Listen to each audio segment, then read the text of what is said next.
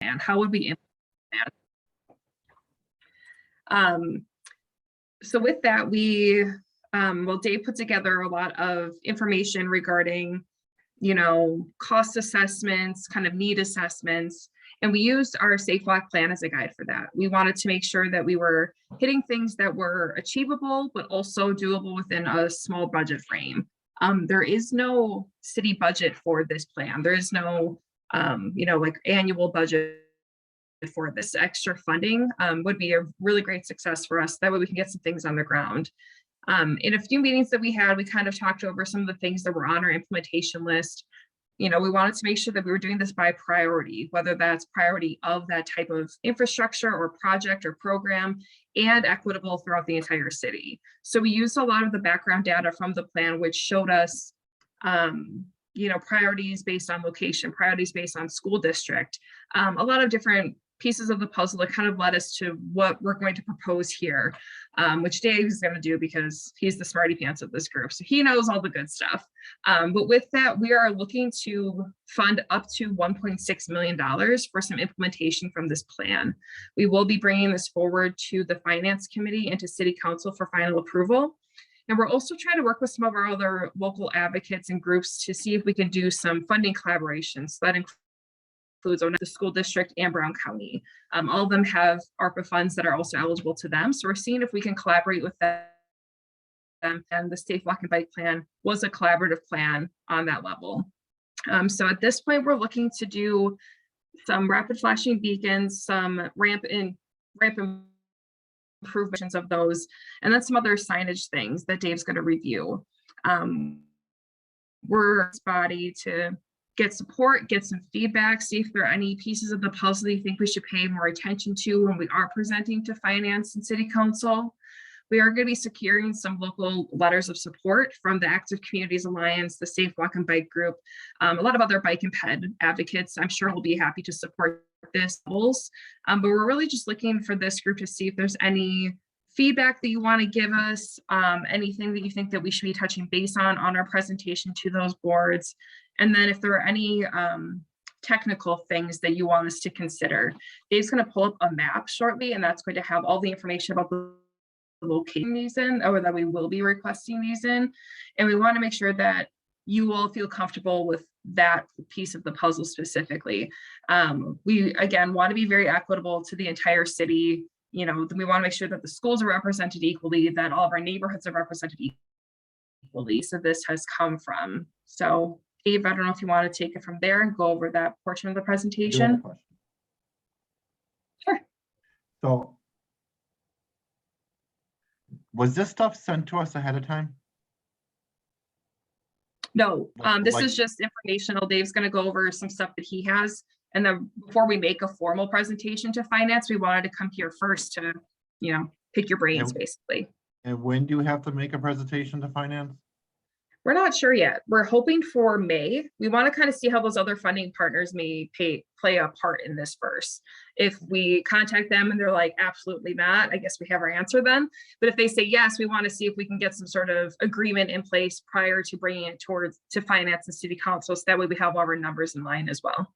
So are you planning on getting some type of commitment from us tonight? I don't believe so. It's just for informational purposes. Okay. There's no need to approve or deny any portion of this. We're just trying to get some feedback from you all on it. Okay. We want to make sure we have the strongest proposal possible before we go in front of Finance and City Council. Sure. The reason why I asked, there might be stuff after this meeting or this presentation that we can come up with. So. Yeah, any feedback would be great. I mean, we have some time. We wanted to bring it to you guys as soon as we were ready. When we think, we met last week or the week before as staff, and we think that we've got a pretty good proposal. So we want to make sure we have some time to formalize our presentation too before we bring it to City Council. So if today you just want to absorb your minutes, definitely feel free to send them along to myself or Dave as you have them. Okay, perfect.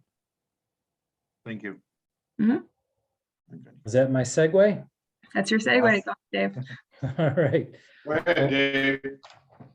All right. Thanks much, Stephanie. That was a great introduction to the project. Now, as she had made mention that the Safe Walk and Bike plan, that was adopted in 2019. That's really is kind of our reference book and our Bible that we're using towards looking at various areas and the types of improvements. And now this plan isn't all engineering. There's a lot of different facets. There's enforcement, there's education, and the school actually has their own component to it as well. A lot of infrastructure projects, as many of you know, a lot of them take time.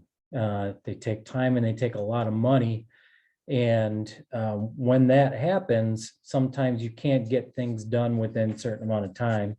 And as Stephanie alluded to, that first year, we kind of really hit the ground running pretty hard with a lot of bike lane additions, buffered bike lanes, et cetera.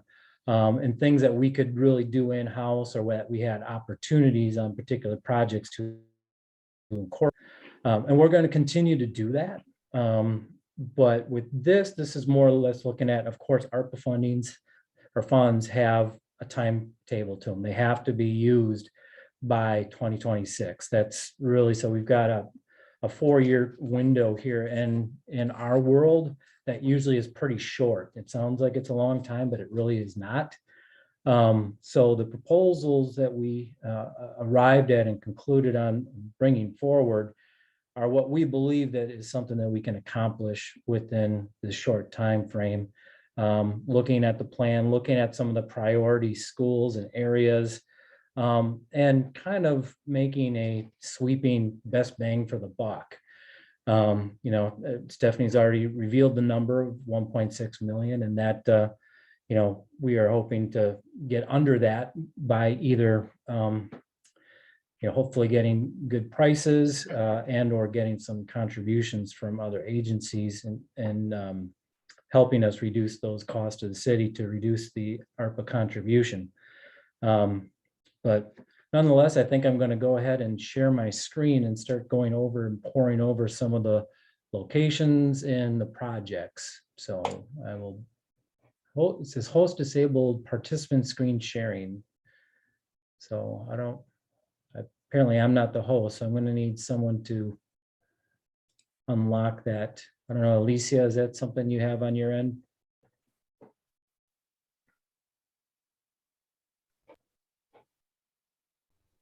There's a couple of questions in the chat too.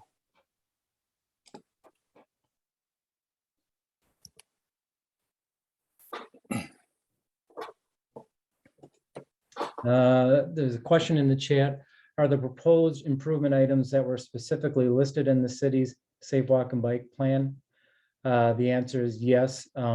Yes, we pulled from the Safe Walk and Bike plan, not exclusively. When you apply particular types of improvements, you may find other areas that may be nearby or that may be of similar nature that were also included in it. And then asking to see a list of projects with projected dollar amounts applied. Yes, I do have a summary that as soon as I can share my screen, I was going to share not only the locations and costs, but I do have a Google map that actually you can see the city in its entirety. We'd have the ability to peruse around and look at some of these locations. I'm going to try sharing again, see if that's been, there we go. Looks like I am enabled. Very good. So I'm going to start with the first project, which is the rectangular rapid flashing beacons. So I think to probably just start this off, I'm going to, let me see, show all windows. I'm just going to play some videos just so you have an idea. I know that a lot of you know what the RRFB truly is, but I really just want to show you. I'm hoping to see my desktop here. Maybe this is what it is, screen, maybe screen 2. I'm going to go to screen 2. So can everyone see my screen 2? I take that as a yes. Yes, it looks like your desktop. Yep. Oh, there we go. Anyway, this is a video. This is actually South Webster Avenue approaching the hospital corridor. So St. Vincent and Bellin. So this is starting to turning from Poirier onto Webster, and you'll see these signs that are flashing. This is what we would call a 3-pole Rfb system. So you see two that are activated right now, but if you look to the far left, you'll see the backside for the opposing direction. Now you can see how these vehicles are to the pedestrian, so it can make a successful and safe crossing. So that's an example of the 3-pole. And I'm going to go to, what is this? Two actually is over by Washington Middle. And you'll see it's at the intersection of Baird. We're going northbound on Baird. Not this intersection. This is one where a crossing guard is doing some active duty. But actually, I'll just fast forward. Oops, a little too far. Here we go. This is a 2-pole system. So you'll see it's on the right side and the left side. So it looks very similar, but this is on what we would consider an undivided roadway. So there's no median in place or pedestrian refuge in the middle of the street. So that right there is project 1. So I'm going to bring up as well the locations. So here's a map of the city, and you will see red dots and blue dots. And the red dots would consist of the 3-pole installations, and the 2-dot or the blue that I should say would be the 2-pole installations. So as you can see, it is quite distributed around the city. And as Stephanie had alluded to, some of the ranking system that came into place. I mean, we looked at the schools that were ranked the highest in the plan, and if there were RRFBs listed in part of the recommendation, those were likely included on this list here. And like I said, there was just a handful there. So, we wanted to extend this project out to other locations that perhaps, in the past we've had studies conducted at them, and, maybe there were identified concerns or issues at them, or potentially there may be some safety problems at some of them. Like I'll take, for example, here's the West Side Trail. And so this red dot here shows the location of where the Ben Eniger Trail crosses. And right now we already have a system in place, but it's just not the rectangular flashing beacon assembly. So this would be one that we would play over at Military Avenue. I mean, they look almost identical. So we would upgrade those locations. In addition to the flashing light system, we're looking at not only applying at every one of these locations a high visibility, or high vis for short, pavement marking. So think of the cover of the Beatles at Abbey Road and the big block style, we call them continental markings. We would apply those at these locations, but it would be in a very durable material. It's a thicker material. It's very durable. We learned about a machine that Calumet County owns. And so we did some investigation on it, and it's now coming to us recommended, highly recommended to consider purchasing this device. So as part of the ARPA funding request, we will be putting in a request for this actual painting machine.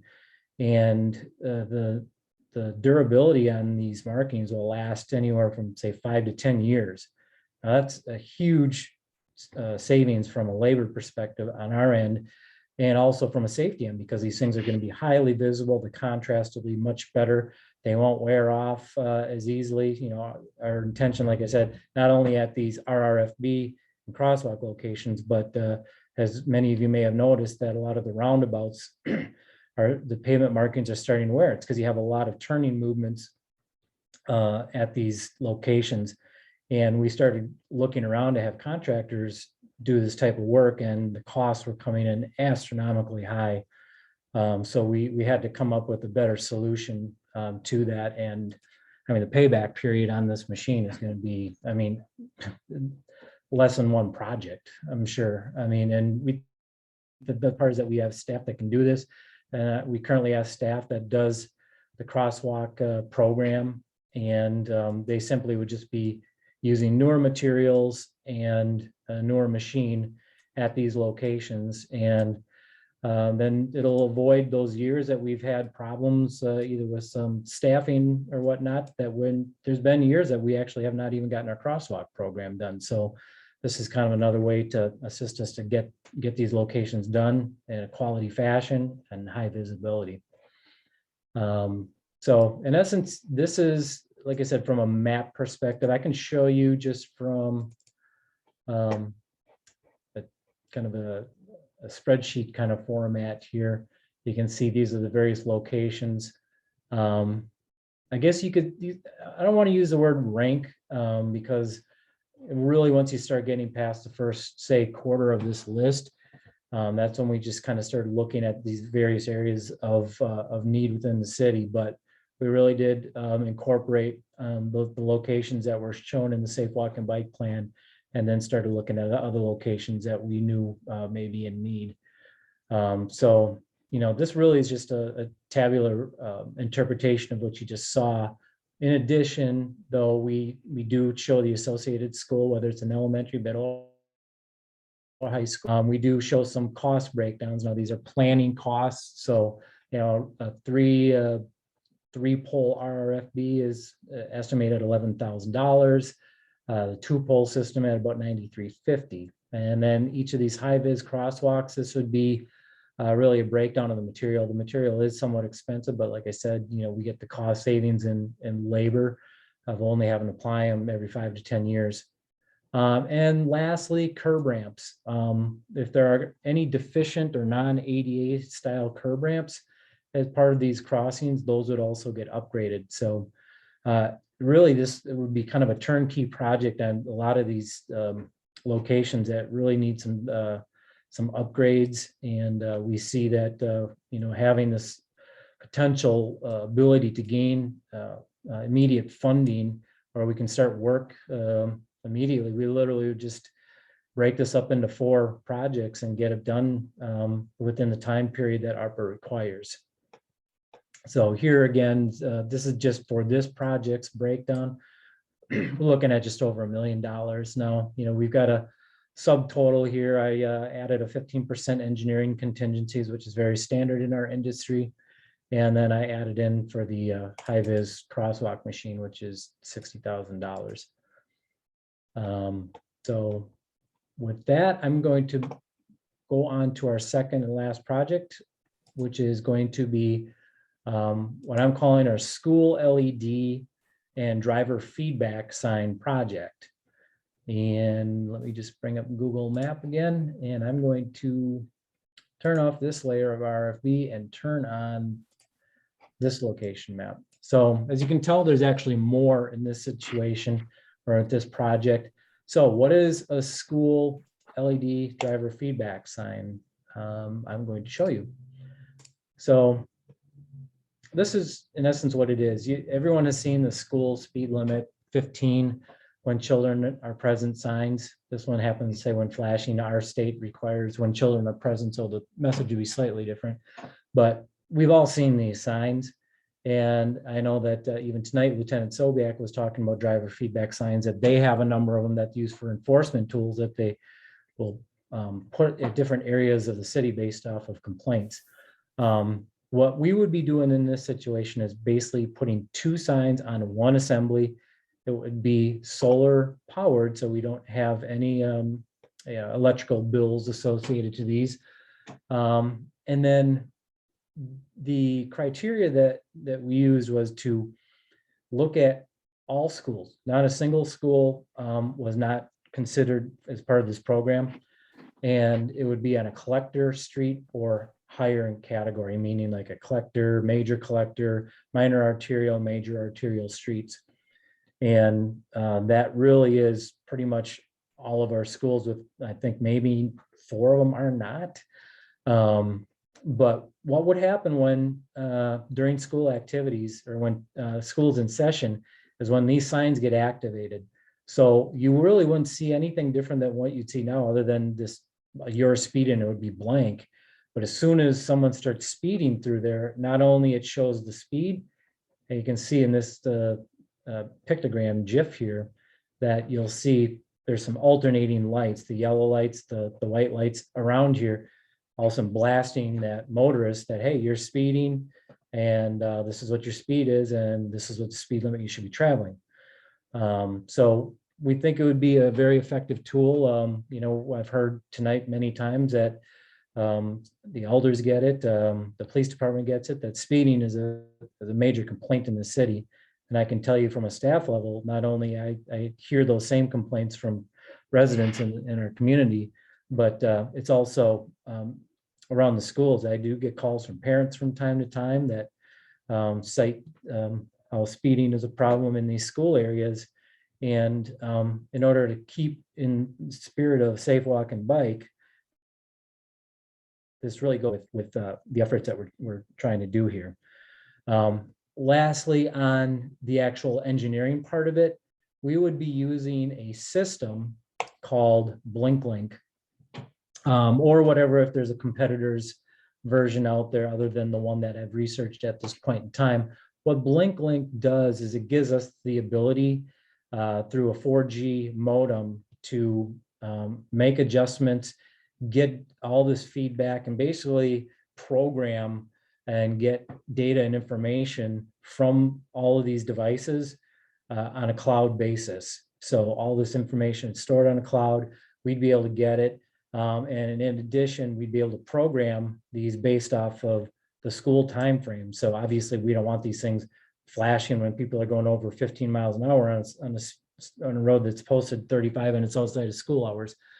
So you can tell there's a lot of programming that goes with this. And the last thing I really wanted to do was tax our electrical staff with going out and having to, at each of these locations, go and make modifications throughout the year, obviously the beginning of the school year. And we have a host and a number of blinker type of systems that we actually would be replacing them with this, just to make them consistent throughout the city. Like for example, Howe Elementary's got a blinker system, you know, with the two lights that will alternate flashing back and forth.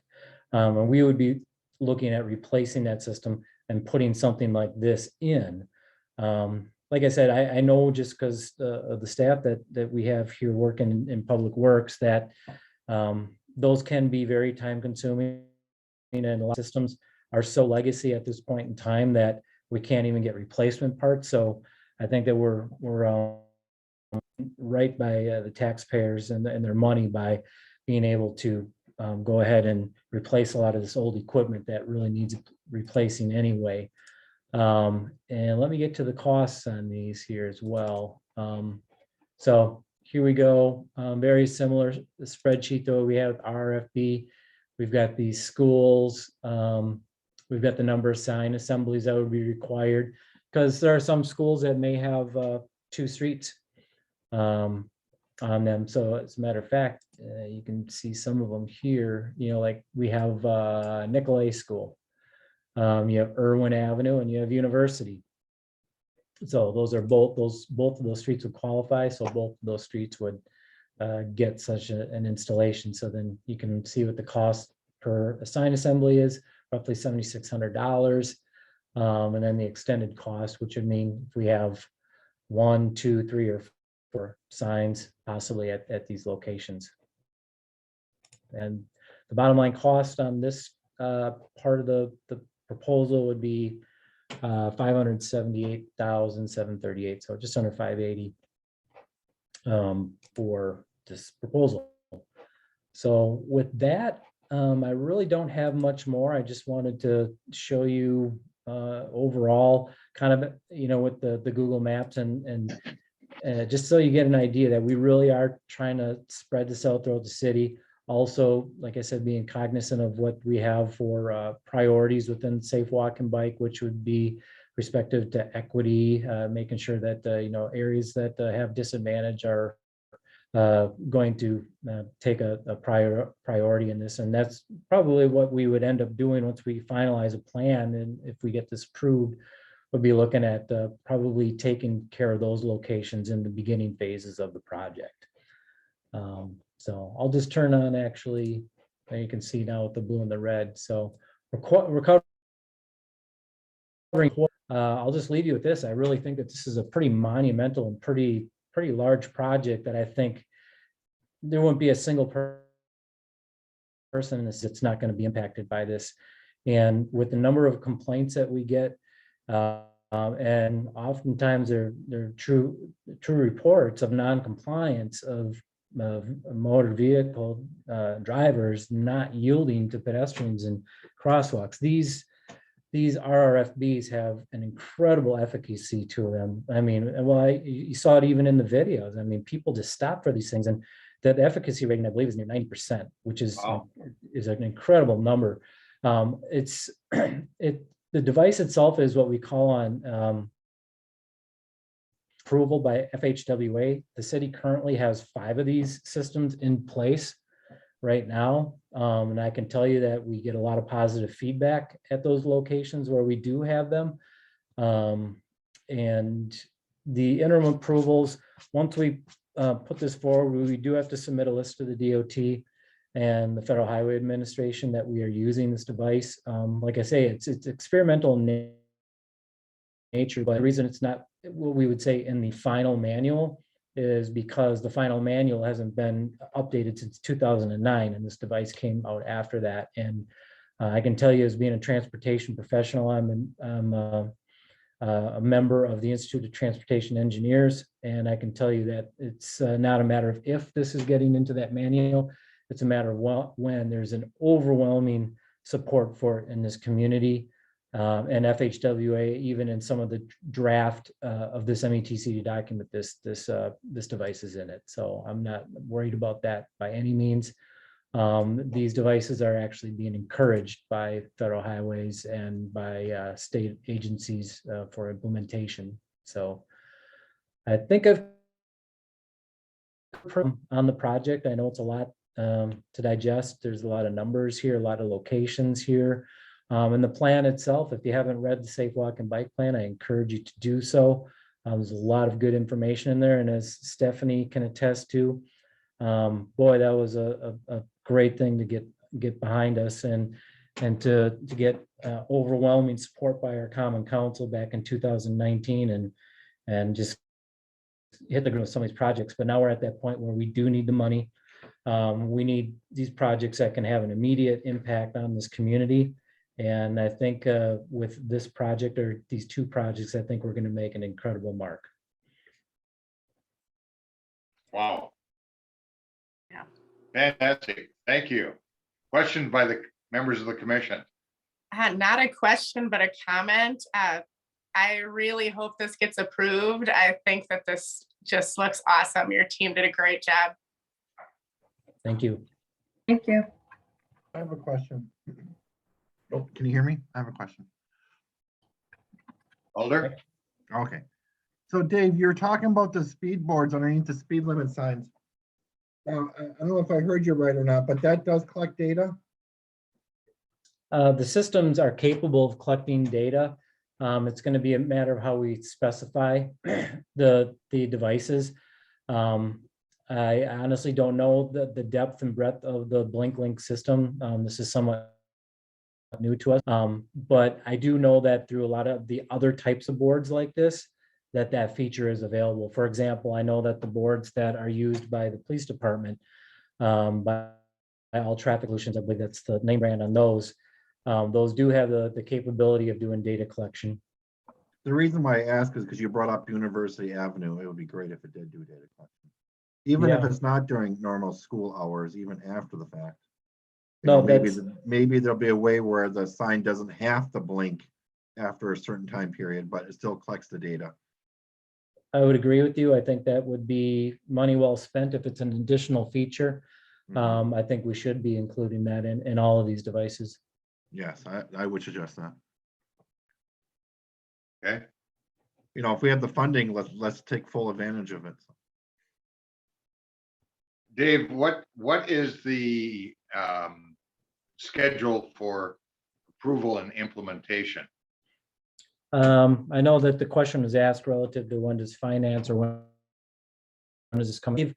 Probably the more realistic meeting date would be May 10th that we'd bring this to that committee, and then looks like Common Council would be meeting the week after. So it has a potential of meeting common council approval on 17th of May. Is that contingent upon additional funding from the county and the tribe? I would say at this point in time, we can't answer that question because we don't know if anyone's going to contribute. All I know is that if we get zero interest in on this, I do not think that should be a deterrent for us to continue this with this project, and we would seek 100% funding, ARPA. I have another question. So you showed us these two projects, which I think they're great. So, I would like to move forward with this. But was there any other projects that you chose not to bring forward? I know there was some discussion relative to adding more bike lanes. And as I had alluded to earlier, we kind of took the low-hanging fruit off the safe walk and bike plan as soon as it was implemented. With some of the buffered bike lanes that we got basically from the downtown out to Bay Beach. Broadway's got some additional bike lanes that we added. Those were projects that we could easily incorporate. The remainder of the projects, when it comes down to bike lanes, would be looking at some pretty high dollar numbers on reconstruction of roadways. We're either doing road diets, which we really don't have a lot more of those to do. We've done a lot of road diets over the last 15 years or so. And obviously, we would consider some, but those take reconstruction. And when you have that, you're talking in the multi-millions. And quite frankly, that we really don't have access even through ARPA with that kind of funding. I certainly would not preclude any consideration for bike lane additions and everything like that. I just think it's going to be very expensive to do so. But if, let's say, for example, that there's a huge contingency or support for dedicating more ARPA dollars, by all means. It's just, we were looking at probably in that $1 million to $1.5 million range. And if anything would be more than that, we just thought that it would probably be asking too much. Yeah, to expand on that a little bit, I think we wanted to also make sure that we were looking at this from a citywide approach, because the ARPA funds are meant to impact everybody who lives in our city.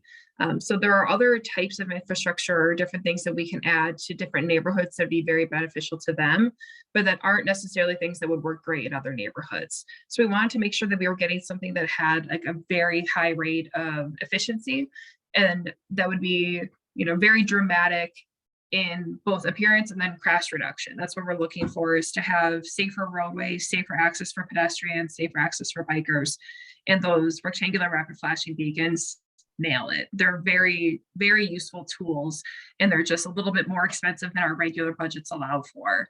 So I think that while I would be happy to implement way more things in the plan if we had the money to do so, this gives us like so much bang for our buck. So if there wanted to be any reduction or expansion, of course, we'd be interested in discussing that. But I think that out of all the pieces left in our implementation plan, engineering's done a really good job making sure that they're taking this plan and running with it.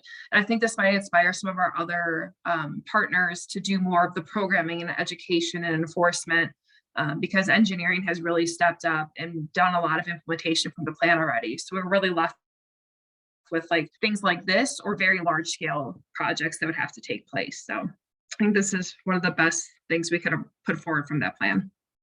Okay, Thank you. good. I had a question.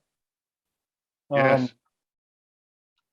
Dave, I know this is the kind of the first time we've seen this. This is a very impressive plan.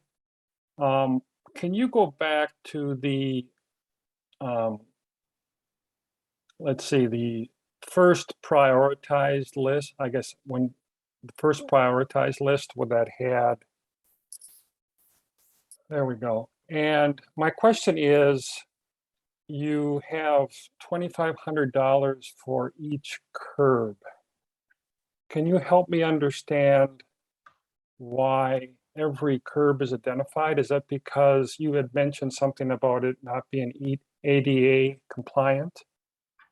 Is each of those been identified as not ADA compliant? Well, as I stated probably right from the onset, this is a planning estimate, and anyone that's ever done any sort of project level estimation, you sometimes just kind of put generic numbers item. So we just assumed it's going to average out to about $2,500 per location. There may be locations I'm spending $0 on curb ramps because we may go out there and go, this curb ramp is compliant, it's in good condition, it meets everything that we would believe would constitute a safe curb ramp. And locations where we may need to do a little bit more work. There's going to be locations where we may have to build small retaining walls in order for the grades to work properly to match ADA requirements. So the $2,500 number is what I had received from our project development group relative to what would be a safe number to use at each location. Hopefully we can get it down once we start going into the nuts and bolts engineering of it. But I think it's a safe number to use. Obviously we want to shoot for less than 1.6 million and we want to shoot for less than $2,500. But at the same time, I'm not going to propose a project that I know I can't build. Right. So my next question tied to that then is if it would be some of these curbs would not be ADA compliant, would not these ARPA dollars kind of make you fix these curbs first? Because it's federal money?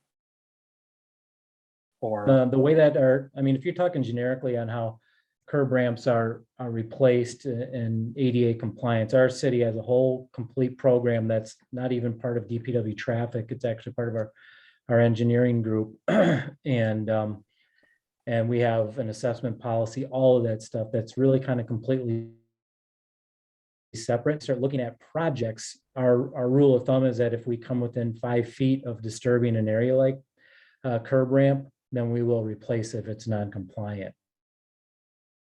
So we're figuring that into, of course, a project like this. And on a planning level, we're not gonna, we didn't have time to go out to every one of these locations and go, we need to do this. We really were more concentrating on what we thought would be priority locations.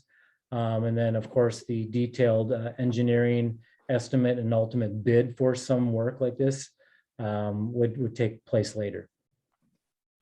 okay, thank you. Good questions, Patrick.